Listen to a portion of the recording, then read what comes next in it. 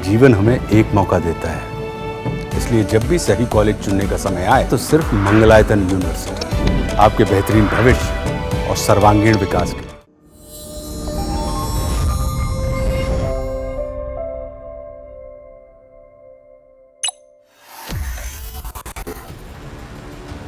पहले Pakistani army chief Asim Munir, फिर पूर्व विदेश मंत्री बिलावल भुट्टो। पाकिस्तान के हर सूबे के अवाम आपका मुकाबला करने के लिए तैयार है और ये ऐसे जंग है जो आप जरूर हारेंगे। और अब पाकिस्तान के रक्षा मंत्री ख्वाजा आसिफ बारी बारी से भारत को गीदड़ भपकी देने में लगे। अब ये गीदड़ भपकी ही तो है, क्योंकि ऑपरेशन सिंदूर में भारत से सबक सीखने वाला पाकिस्तान अपने आवाम को सच बताने की जगह उसे झूठ परोस रहा है और अपनी आवाम में झूठा भरोसा भर रहा है। पाकिस्तान के रक्षा मंत्री ख्वाजा आसिफ जो ये बात मान चुके हैं कि वो पिछले 30 सालों से अमेरिका और पश्चिमी देशों के इशारे पर अपने देश में आतंकी पाले हुए हैं, उनका समर्थन करते हैं, उनको फंडिंग करते हैं, वो ख्वाजा आसिफ अब भारत पर फिजूल की बातें करके अपनी जनता को खुश करने की कोशिश में लगे हुए हैं। भारत पर बोलते हुए ख्वाजा आसिफ तो आसिम मुनीर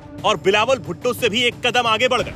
उन्होंने भारत को गीदड़ भपकी देते हुए कहा कि अगली बार युद्ध हुआ तो वो सीमाओं पर नहीं बल्कि भारत के अंदर लड़ा जाएगा। एक इंटरव्यू में बातचीत करते हुए उन्होंने पाकिस्तान के फील्ड मार्शल आसिम मुनीर की अमेरिका में दी गई परमाणु धमकी को लेकर भी टिप्पणी की और इसे झूठा बता दिया। उन्होंने कहा कि भारत हमारे फील्ड मार्शल के पाकिस्तानी समुदाय को दिए गए भाषण के बारे में झूठ बोल रहा है।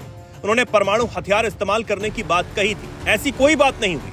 पाकिस्तानी रक्षा मंत्री ने उल्टे भारत पर परमाणु हथियारों की तस्करी का आरोप लगा दिया।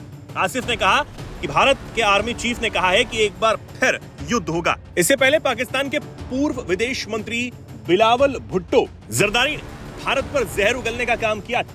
उन्होंने भारत को गीदड़ भपकी देते हुए कहा था कि अगर सिंधु नदी पर भारत ने बांध बनाने की कोशिश की तो युद्ध होगा। ऑपरेशन सिंदूर और भारत की तमाम कार्रवाइयों का जिक्र करते हुए न सिर्फ आसिम मुनीर बल्कि मंत्री ख्वाजा आसिफ और पूर्व मंत्री बिलावल भुट्टो जरदारी भारत को गीदड़ भपकी भले ही दे दें, लेकिन अब ये पूरी दुनिया जान रही है कि पाकिस्तान की हालत क्या है। बूंद बूंद पानी के लिए तरसने वाला पाकिस्तान अब बौखलाया हुआ है और तमाम गीदड़ भपकियों के जरिए वो भारत को डराने की कोशिश कर रहा है और अपने आवाम को ऑपरेशन सिंदूर के जख्म से बाहर निकालने की कोशिश में लगा है। लेकिन तमाम धमकियों का भारत पर कोई असर न पड़ा था और न ही पड़ेगा, बल्कि पाकिस्तान को यह समझना होगा कि अब अगर उसने कोई भी हरकत की तो ऑपरेशन सिंदूर अभी भी बंद नहीं हुआ है।